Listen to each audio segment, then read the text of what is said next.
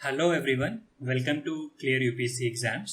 तो आज हम बात करेंगे यूपीएससी द्वारा कंडक्ट किए जाने वाले एक बहुत ही कॉम्पिटिटिव एग्जामिनेशन के बारे में, एनडीए एंड एनए एग्ज़ाम। ये एग्ज़ाम 12th स्टैंडर्ड में पढ़ने वाले स्टूडेंट्स या 12th स्टैंडर्ड पास कर चुके स्टूडेंट्स के द्वारा अटेम्प्ट किया जाता है। आज हम बात करेंगे इस एग्ज़ाम की एलिजिबिलिटी के बारे में, एग्ज़ाम पैटर्न के बारे में, कट ऑफ मार्क्स के बारे में, कौन कौन सी सर्विसेज के लिए एग्ज़ाम होता है उसके बारे में, और पे एंड प्रमोशंस जो इन सर्विसेज के अंदर कैंडिडेट्स को मिलता है।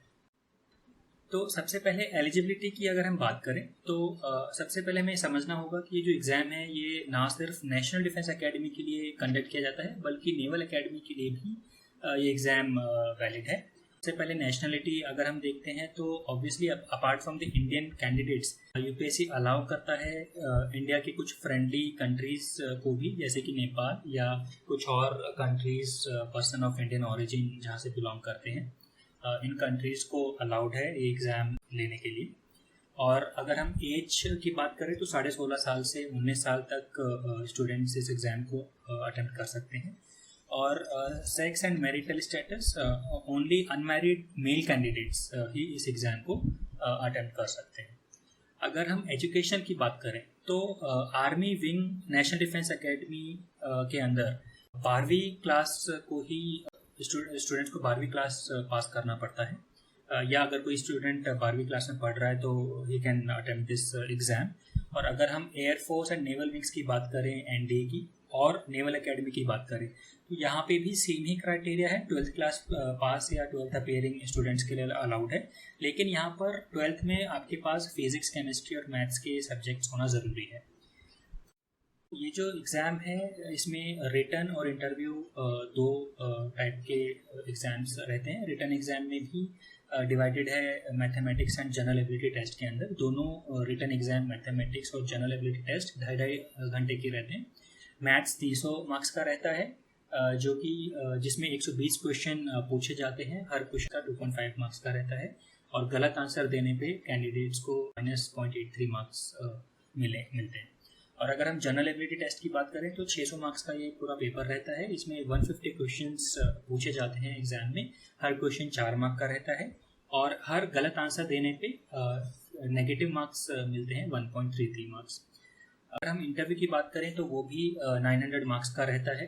तो टोटल ये एग्ज़ाम जो है 1800 मार्क्स का रहेगा। इस पेपर के बारे में ख़ास बात यह है कि ये जो पेपर है ना ही सिर्फ ऑब्जेक्टिव होने के साथ साथ, जो कि काफ़ी कॉम्पिटिटिव एग्जाम्स ऑब्जेक्टिव रहते हैं, बट उसके साथ साथ ये एग्ज़ाम बाइलिंगुअली पूछा जाता है। इसका मतलब ये है कि क्वेश्चन जो है वो इंग्लिश और हिंदी दोनों लैंग्वेज में पेपर में प्रिंटेड रहते हैं। सो अगर सिलेबस की बात करें तो रिटन और इंटरव्यू दोनों की हम बात करेंगे। रिटन एग्ज़ाम में पेपर 1 जो कि 300 मार्क्स का होता है, उसमें मैथ्स कवर रहता है। और मैथ्स में इम्पॉर्टेंट टॉपिक्स या 11th और 12th स्टैंडर्ड में जो भी मैथ्स के मेजर चैप्टर्स होते हैं, जैसे कि algebra, matrices and determinants, trigonometry, 2 dimensional and 3 dimensional geometry, differential calculus, then integral calculus and differential equations, उसके बाद वेक्टर एल्जेब्रा एंड इसके अलावा स्टैटिस्टिक्स एंड प्रोबेबिलिटी।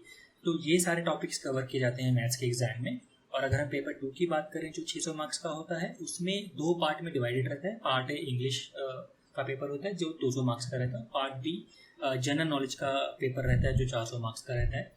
और इस एग्ज़ाम की खास बात, इस पेपर की खास बात यह है कि इस पेपर में काफ़ी स्टूडेंट्स को प्रॉब्लम रहता है, specially in the general knowledge section, because general knowledge section इतना वास्ट है कि काफ़ी स्टूडेंट्स इस सिलेबस को ही कवर नहीं कर पाते हैं और क्वेश्चंस कहीं से भी पूछे जा सकते हैं। History, geography, polity, current events, physics, chemistry, general science, कहीं से भी कुछ भी क्वेश्चन पूछ सकते हैं। तो काफ़ी स्टूडेंट्स ये सिलेबस नहीं कवर पाते हैं, काफ़ी दिक्कत रहती है।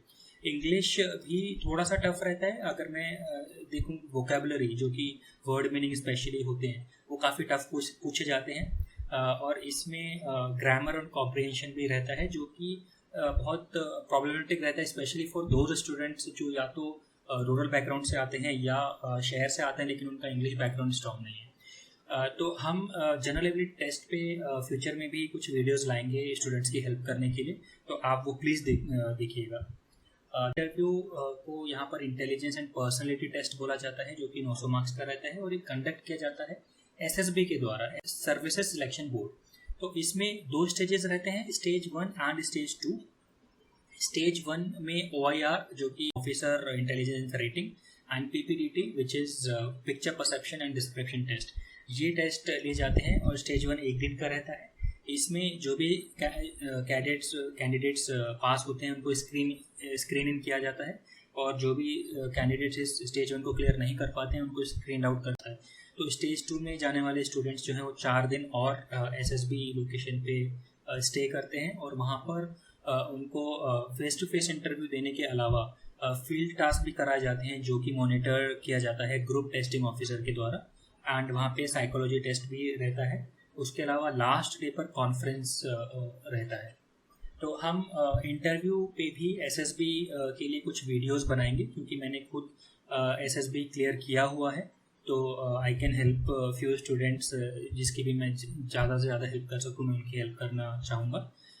मैंने 2 बार SSB अटेंड किया है। फर्स्ट टाइम NDA में जब मैंने पास किया NDA एग्ज़ाम, तो मैं फर्स्ट टाइम तो क्लियर नहीं कर पाया। I was screened out on day 1 itself after day 1। लेकिन जब मैं सेकेंड टाइम इंटरव्यू देने गया, second time NDA exam clear करके, तो मैंने बहुत मेहनत की थी इस इंटरव्यू को क्लियर करने के लिए, और सेकेंड टाइम मैंने इस इंटरव्यू को क्लियर कर पाया था। तो मैं इस पर भी कुछ वीडियोज़ लाऊंगा स्टूडेंट्स की हेल्प करने की। Cut off marks written exam में 900 में से 340 से 360 मार्क्स के आसपास रहता है यूजुअली फॉर जनरल कैंडिडेट। और अगर हम इंटरव्यू की बात करें तो ये 900 में से जो कट ऑफ जाती है वो 350 से 375 के बीच में आसपास ही जाती है। और जो हमारी टोटल कट ऑफ है वो इन दोनों कट ऑफ को मिला करके बनती है। टोटल कट ऑफ करीब 690 से 725 मार्क्स के आसपास बनती है 1800 मार्क्स में से। तो आपको 690 और या 725 के आसपास इस रेंज में आपको स्कोर करना ही पड़ेगा अगर आपको NDA और नेवल एकेडमी ज्वाइन करना है। तो सबसे पहले हमें सर्विसेज में जानना पड़ेगा कि कितनी वैकेंसीज होती हैं इसमें हर एग्ज़ाम के लिए। तो अगर हम इसमें 2 इंस्टीट्यूशन है, जैसा कि मैंने पहले बताया, नेशनल डिफेंस एकेडमी खड़गवासला में है महाराष्ट्र, नेवल एकेडमी एजीमला केरल नाम की जगह पर है। इसको मैं आपको मैप पर भी दिखाऊंगा। तो NDA की बात करें तो यहाँ पर टोटल 400 सीट्स होती हैं, 208 आर्मी के लिए, 42 नेवी के लिए, 120 एयरफोर्स के लिए। और यहाँ पे खास बात ध्यान रखने के लिए ये भी है कि एयरफोर्स में जो 120 सीट्स होती हैं उसमें से 28 सीट्स ग्राउंड ड्यूटी के लिए होती है, यानी कि ये जो 28 कैंडिडेट्स हैं ये जेट फ्लाई नहीं कर सकते हैं। सो उनको सिर्फ ग्राउंड ड्यूटी के लिए ही रिक्रूट किया जाता है। और अगर हम नेवल एकेडमी की बात करें तो नेवल एकेडमी की जो सीट होती है वो रेंज करती है 30 से 45 के बीच में। तो ये चीज़ हर एग्ज़ाम के दौरान चेंज हो सकती है, लेकिन NDA में जो 400 सीट है वो मोस्टली 99% फिक्स ही रहती हैं, जैसा कि मैंने पिछले 8-10 साल के ट्रेंड में देखा है। ये फ़ोटो है जो मैं दिखा रहा हूँ आपको, NDA की फ़ोटो है। This is the actual institution. ये इंस्टीट्यूशन बहुत बड़ा है एरिया के हिसाब से भी, स्पेशली यहाँ पे बहुत अच्छी फैसिलिटीज़ दी हुई हैं कैंडिडेट्स के लिए, right from the sports facility to education facility to entertainment facility, काफ़ी सारी फैसिलिटीज़ हैं। स्पेशली यहाँ की जो मेस है जहाँ पे candidates dinner and lunch and breakfast करते हैं, कहा जाता है कि वो जो मेस है वो एशिया की सबसे बड़ी मेस है। नेवल एकेडमी की फ़ोटो यहाँ पर देख रहे हैं जो कि एजीमला में लोकेटेड है।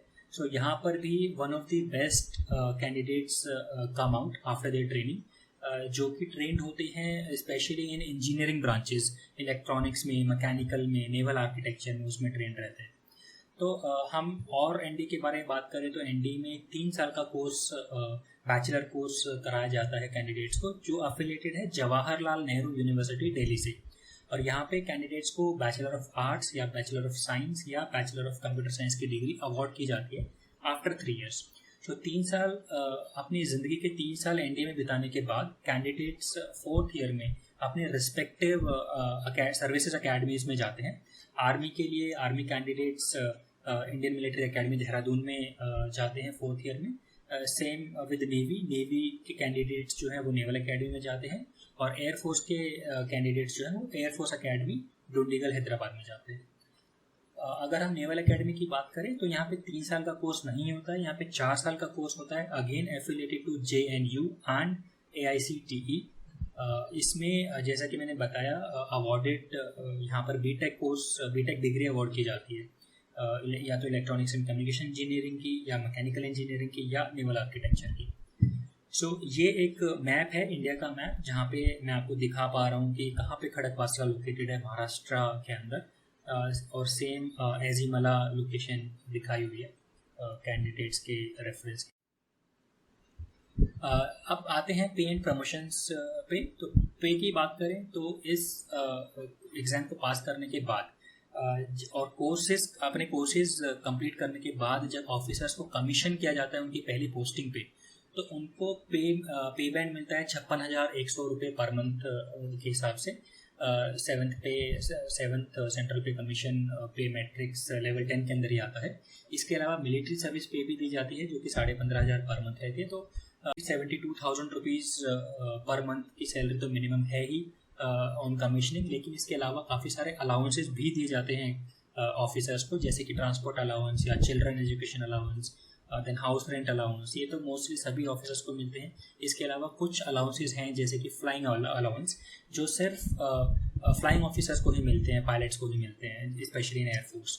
Then para allowance only for para commandos, specially in army. Then high altitude allowance भी मिलता है, specially to army only, because वो लोग काफ़ी हाई ऑल्टीट्यूड जैसे सियाचिन या जम्मू एंड कश्मीर, सिक्किम, अरुणाचल जैसे बॉर्डर्स पे लोकेटेड रहते हैं। तो अगर हम इन अलाउंस को भी ऐड कर लें तो सैलरी जो है कमीशन होने पर ये अप टू 1.4 लाख तक भी जा सकती है। So that is the kind of benefit which is available after joining these services. तो आर्मी की जो प्रमोशन होती है वो लेफ्टिनेंट से स्टार्ट होकर जनरल तक जाती है। नेवी की जो प्रमोशंस होते हैं वो सब लेफ्टिनेंट से स्टार्ट होकर एडमिरल तक जाते हैं। और एयरफोर्स में जो डेजिग्नेशंस हैं फ्लाइंग ऑफिसर से स्टार्ट होकर एयर चीफ मार्शल तक जाती हैं। सो लास्ट कॉलम में यहाँ पे दिखाया हुआ है कि from the date of commissioning आपको कब का प्रमोशन मिलता है। अगर हम एयरफोर्स की बात करें तो डे 1 कोर्स कंप्लीट करने के बाद एयरफोर्स अकेडमी डुंडीगल हैदराबाद से निकलने के बाद जब ऑफिसर कमीशन होते हैं, उस कमीशनिंग डेट से 2 साल के बाद फ्लाइट लेफ्टिनेंट बनते हैं। सेम स्क्वाड्रन लीडर बनते हैं 6 साल के बाद from the date of commissioning. Wing commander बनते हैं 13 साल के बाद from the date of commissioning. उसके बाद ग्रुप कैप्टन आता है, जिसमें इन्होंने डिवाइड किया हुआ है। एक है टाइम स्केल में काफ़ी लंबा वक्त लगता है 26 ईयर्स, और एक है सिलेक्शन स्केल में आपकी सिलेक्शन विंग कमांडर से ग्रुप कैप्टन में होती है basis merit. Same with air commodore, then air vice marshal, then air marshal and air chief marshal, ये सारी पोस्ट सिलेक्शन बेसिस पे हैं। एंड ऐसे ही आर्मी और नेवी के बारे में हर रैंक के बारे में बताया हुआ है। So this is how a candidate grows in these respective organization. This is it from my end. Thanks a lot guys for watching this video. And मैं आपसे रिक्वेस्ट करूँगा इस वीडियो को लाइक करने के लिए, सब्सक्राइब करने के लिए, और बेल बटन प्लीज़ दबा दीजिएगा, क्योंकि मैं जो फ्यूचर वीडियोज़ लाऊँगा इससे आपको आसानी रहेगी, आपको रेगुलर अपडेट मिलते रहेंगे। So thank you guys, all the best for your future. Thanks a lot.